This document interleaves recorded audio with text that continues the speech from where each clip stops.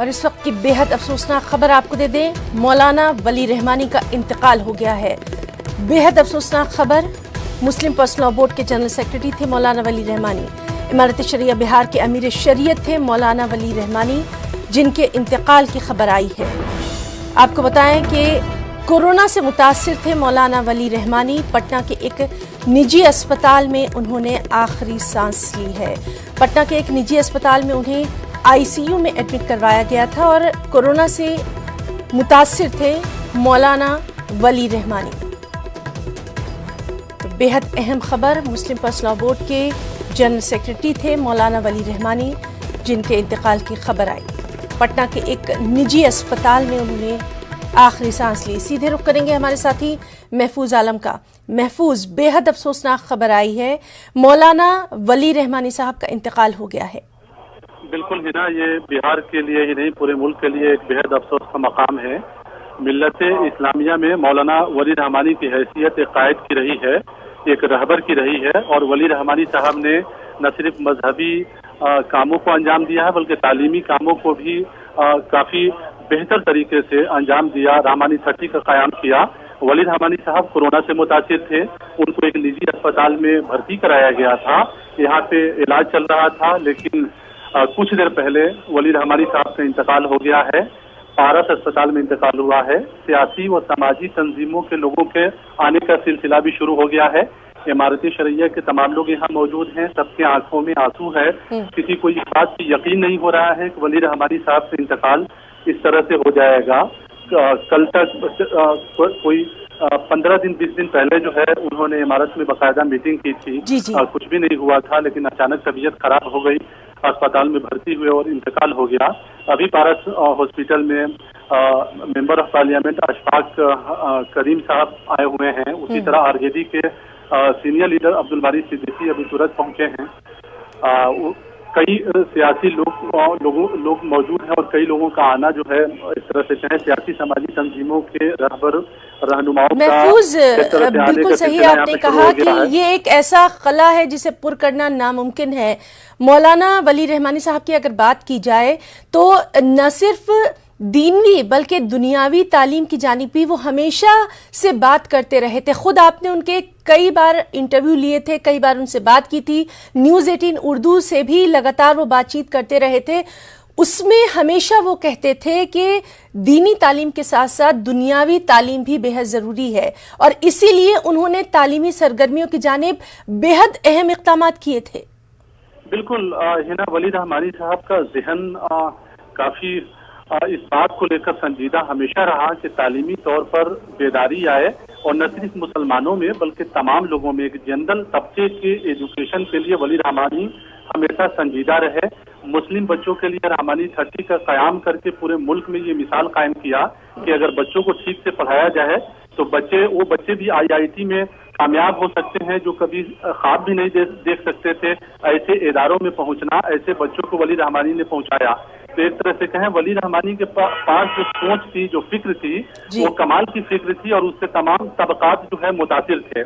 इमारती शरिया के अमीर शरीयत जब से वली रहमानी साहब बने तो पटना में ज्यादातर उनका रहना हुआ, और लोगों की मीटिंग में जब भी कोई भी मीटिंग हुई उसमें जरूर उन्होंने तालीम की बात की, और ये जरूर कहा कि तालीमी तौर पे मुस्लिम समाज को बेदार होने की जरूरत है, और साथ साथ वो तमाम तबकात जो पीछे रह गए हैं, जो समाज के हाशिए पर खड़े हैं, जो इकोनॉमिकली वो पहुंच नहीं सकते हैं, उनके लिए भी वली रहमानी साहब हमेशा फिक्रमंद रहे। अभी हाल में इन्होंने उर्दू को लेकर एक बड़ा मुहिम शुरू किया था पूरे बिहार में, और मुहिबान उर्दू को एक साथ जोड़ने की कोशिश की थी।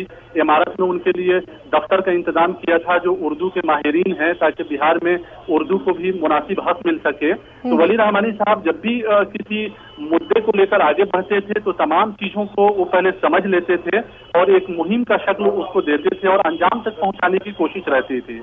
ये भी है कि जब भी कोई प्रोग्राम करते थे तो प्रोग्राम के बाद फॉलो अप प्रोग्राम करने का भी उनका एक मिजाज रहता था, और ये कोशिश जरूर होती थी कि बाद के फॉलो अप प्रोग्राम में इस बात को तय किया जाए और पता किया जाए कि जो मीटिंग और जो मुहिम चलाई गई थी उससे अफराद कितने मुरक्कब हुए और उसका फायदा कितना हुआ। तो वली रहमानी साहब के काम का ये एक अलग तरीका था, इनके काम का एक अलग अंदाज था चूंकि वो सियासत में भी रहे हैं, MLC थे बिहार के, तो सियासी तौर पर भी वो काफी बेदार थे, तालीमी तौर पर भी काफी बेदार थे, मजहबी मामलों में भी उनका एक अलग नुक्ता नजर था। आपने देखा कि ट्रिपल तलाक का जब मामला हुआ तो पूरे मुल्क में ये तहरीक चलाया। अभी जब ये जहेज का मामला मंजर आम पर आया तो जहेज को लेकर जिस तरह मुस्लिम पर्सनल लॉ बोर्ड ने सामने लोगों के सामने ये एक मुहिम रखा है कि बिल्कुल जो है शादियों में बिल्कुल जहेज का कोई मामला ना हो, इसमें भी जो है वली रहमानी पेश थे।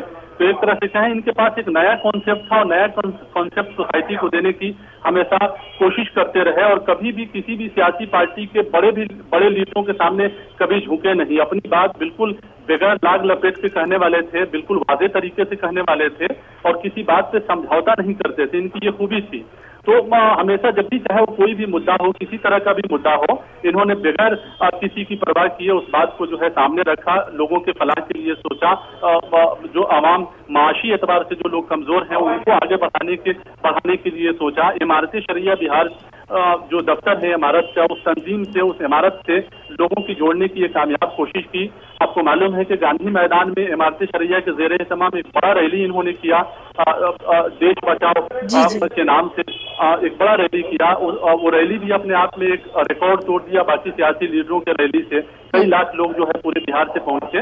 तो वली रहमानी के ऊपर लोगों का एक एतबार था, एक ऐसा एतबार कि वली रहमानी साहब ने जो कह दिया उसको पत्थर की लकीर लोग समझते थे, उनकी बातों को मानते थे। इसलिए भी मानते थे कि वली रहमानी साहब ने करके दिखाया था, अपनी कारकिर्दगी का मुजाहरा लोगों के सामने किया था और चाहे वो जिस सब्जेक्ट की तरफ गए उनमें उसको इंतहा तक पहुंचाया, उसको अंजाम तक। जी महफूज, बिल्कुल सही आपका ये तज्जिया रहा कि बहुत ही बेबाकी के साथ वो अपनी तमाम बात रखते थे। सियासत के ऐवानों में भी वो तमाम तर चीज़ें पहुंचाते थे और ख़ासतौर से चूंकि मुस्लिम पर्सनल लॉ बोर्ड के जनरल सेक्रेटरी रहे थे तो बहुत सारे ऐसे मामलों पर भी उन्होंने बेबाकी के साथ अपनी बात रखी थी जिस पर शायद लोग ज़्यादा लबकुशाई नहीं करते हैं।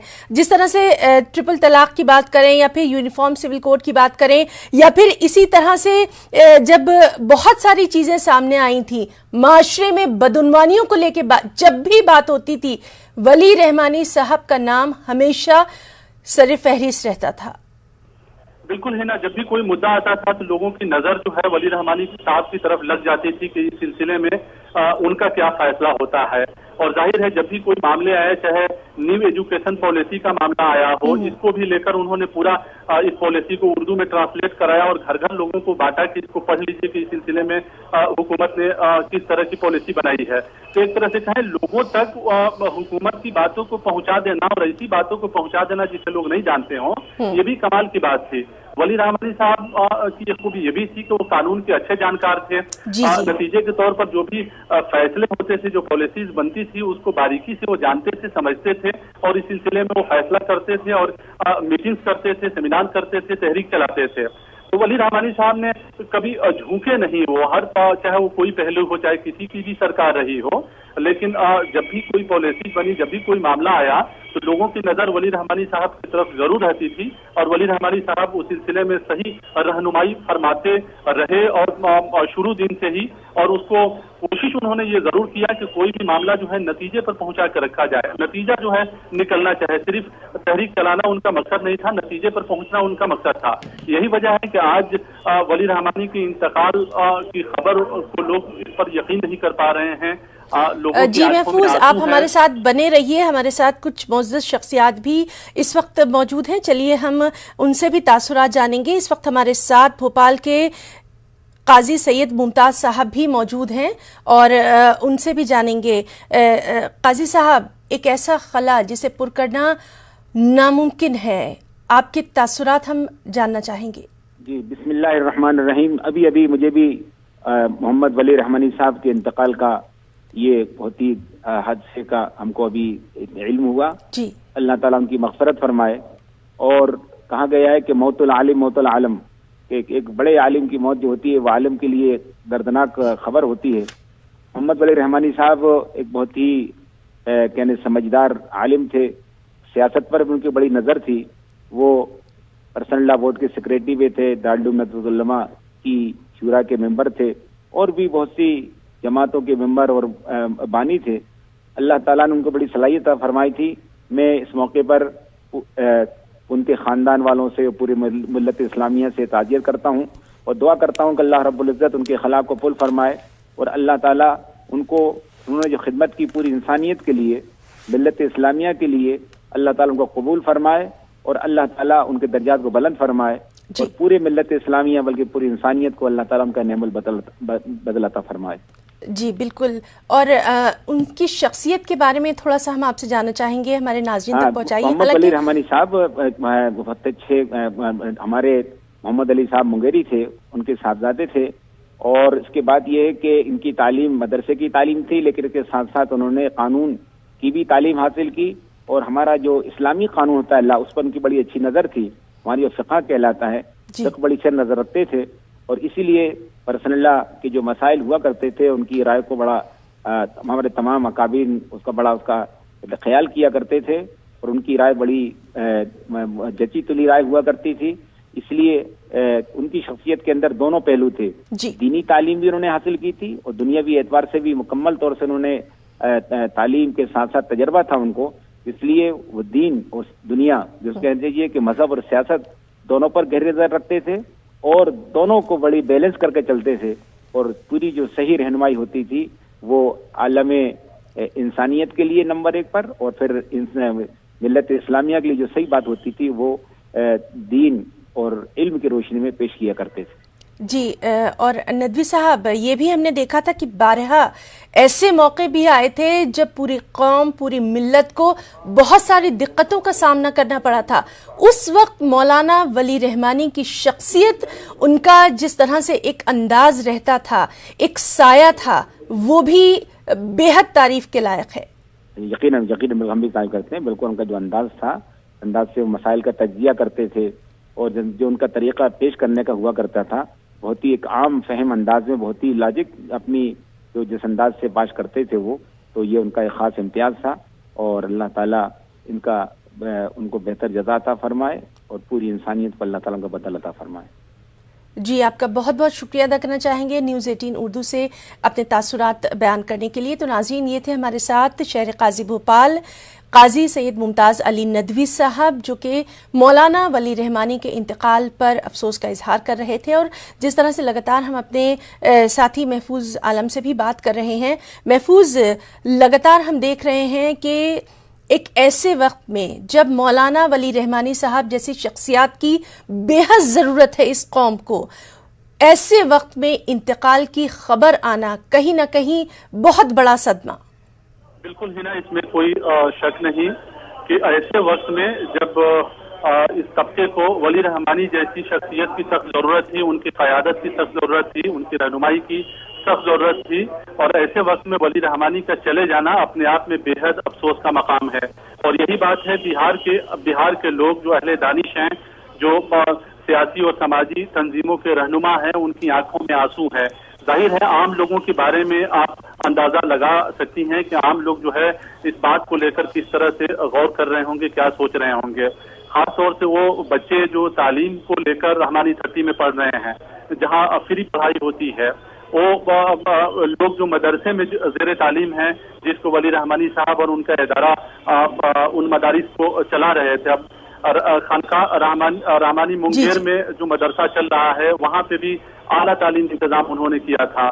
مدرسوں میں جو ہے انگریزی کو نافذ کیا تھا، عربی کو نافذ کیا تھا، تاکہ بچے وہاں سے پاس آؤٹ کر جائیں تو بالکل کامیاب ہوں۔ تو ان کے ذہن میں ایک بات تھی کہ صرف پڑھانا مقصد نہ ہو، پڑھا کر بچے کو ایک ایسی شخصیت بنایا جائے کہ اس بچے میں جو ہے ایک معیار ہو زندگی جینے کا بھی، اور وہ روزگار سے بھی جڑ جائے تاکہ کسی کا وہ محتاج نہ رہے۔ تو ولی رحمانی صاحب کئی معنوں میں وہ اپنے آپ میں جو ہے خود ایک مثال تھے، اور ان کے جاننے کو لے کر لوگوں میں اس بات کا سخت ملال ہے کہ ولی رحمانی صاحب ایسے وقت میں ان کا انتقال ہوا ہے جس وقت اس قوم کو ولی رحمانی کی سخت ضرورت تھی۔ آپ دیکھیں گے کہ ابھی 2 طرح کی تحریکیں ولی رحمانی بہار میں چلا رہے تھے۔ 15 دن پہلے کا واقعہ ہے جب ہماری ملاقات ولی رحمانی صاحب سے امارت شرعیہ کے مرکزی دفتر میں ہوئی تھی، اور اس دن انہوں نے کہا تھا कि उर्दू को लेकर, उर्दू के अमली नफाज को लेकर मुनज़्ज़म तरीके से तहरीक चलाने की जरूरत है, ताकि स्कूलों में और लोगों के घरों में उर्दू जबान को नाफिज किया जा सके, उर्दू लोग पढ़ें और बोलें और उर्दू में रोजगार भी पैदा हो। इसके साथ ही टेक्निकल एजुकेशन को लेकर काफी वो बेदार थे। वहीं वो मीडिया को लेकर भी काफी बेदार रहते थे। न्यूज 18 उर्दू को लेकर जो है उन्होंने काफी वो खुश रहते थे। न्यूज 18 उर्दू के कामों की काफी सताइश किया करते थे। वो अक्सर कहते थे कि अभी जो वक्त के हिसाब से जिन चीजों की जरूरत है उन चीजों को मुस्लिम समाज के लिए वो बताते थे कि उन चीजों को करने की जरूरत है। जिस वक्त में जिस चीज की जरूरत है उसे करने पर काफी फोकस डालते थे। मीडिया की जरूरत पे वो जोर देते थे। उस दिन की मीटिंग में उन्होंने यही बात कहा था कि मीडिया की सख्त जरूरत है और इसको ये समाज को समझना चाहिए। तो एक तरह से कहें, वली रहमानी साहब समाज के हर तबके से जुड़े हुए थे, खानकाह से जुड़े हुए थे। उनके मुरीदीन की तादाद काफी बड़ी है, उनसे अकीदत रखने वाले लोगों की तादाद काफी बड़ी है। इमारत शरिया के अमीर शरीयत थे, उस नाते बिहार के मुख्तलिफ जी महफूज, आप हमारे साथ बने रहिए। हमारे साथ इस वक्त भोपाल से आरिफ मसूद भी जुड़ रहे हैं और रुकन असेंबली हैं। आरिफ मसूद साहब, बेहद अफसोसनाक ये खबर आई वली रहमानी साहब के इंतकाल की, और आप भी ये बात समझेंगे कि एक ऐसे वक्त कौम को इस तरह के लोगों की रहनुमाई की बेहद जरूरत थी। क्या कुछ आपके तासुरात? जिस दिन से मैंने सुना था बेपनाह डरा हुआ था दिल, वो बस यही डर रहा था कि अल्लाह ये घड़ी अभी ना दे। जाना है दुनिया से सबको, लेकिन ये वक्त उनके लिए जाने का तो अल्लाह उनका आला मुकाम अता करे, लेकिन हम सब लोगों के लिए बहुत रोशनी वाला अंधेरे में तब्दील हो गया मौसम। और बहुत ज़हनी और इल्मी दोनों जो उनकी सोच थी, वो जो काम करने का तरीका था, वो बहुत आला था और बहुत बड़ा खला हुआ है। जी आरिफ मसूद साहब, बिल्कुल सही है। आपने कहा कि एक ऐसा खला जिसे पुर करना नामुमकिन है। साथ ही साथ आपसे उनकी शख्सियत के बारे में भी जानना चाहेंगे, क्योंकि बहुत सारे ऐसे मौज़ूआत थे जिन पर वो बेबाकी के साथ अपनी राय रखते थे। अल्लाह ने बहुत सारा मौका दिया उनके साथ मेरे को काम करने का, और मैंने उनसे बहुत कुछ सीखा है। मुझे बोर्ड में जो कुछ भी काम करने में सीखने को मिला, बहुत सादा तबीयत, और जिस गंभीर मसले पे, जिस बड़े मसले पे उनका ध्यान दिलाया जाए, तो मैं बता नहीं सकता कि कितनी इंतज़ारी के साथ उसका हल करने का तरीका वो बताते थे हम लोगों को। मैं उसको बयान नहीं कर सकता। और एक बात बताता हूँ, इसी वक्त पे याद आई है, जो सर बाबरी मस्जिद के लिए जो फिक्रमंद रहे, मैंने उनको बाबरी मस्जिद के अलावा जिन बाकी मसलों में जो मिली मसले थे, उनके लिए मैंने लाख की किताबें उनको उनके कमरे में दिल्ली में पढ़ते हुए देखा है। जब हम गए तो अक्सर लाख की किताबें पढ़ते हुए वो कानून ढूंढते थे कि कौन सी सरकार ने मुस्लिम्स के लिए कौन सा कानून, जो तरीका जो हमारी मुस्लिम शरीयत को नुकसान पहुंचाने वाला बना रही है पार्लियामेंट, उस पर इतनी नजर रखकर उस ला के हिसाब से ढूंढते थे। ये बहुत बड़ी बात है। जी, और आरिफ मसूद साहब, तालीम के लिए उन्होंने बहुत कुछ किया। एक ऐसी उन्होंने शमा रोशन कर दी है जो कि ताहयात अपनी रोशनी इल्म की बिखेरती रहेगी। बिल्कुल, बहुत ज्यादा खुश होते थे और तालीमी इदारों को बढ़ाने के लिए वो हमेशा फिक्रमंद रहते थे। और हमेशा वो नए उम्र के बच्चों को, जब भी लड़के वो मिलते थे, तो हमसे कहते थे कि इनको तरतीब करिए। और बस मैं इतना ही कहना चाहूंगा अभी तो। जी आरिफ मसूद साहब, आपका बहुत बहुत शुक्रिया अदा करना चाहेंगे न्यूज़ 18 उर्दू से आपने जिस तरह से अपने तासुरात का इजहार किया है उसके लिए। और फिलहाल यहाँ पर रुकना चाहेंगे एक छोटे से ब्रेक के लिए।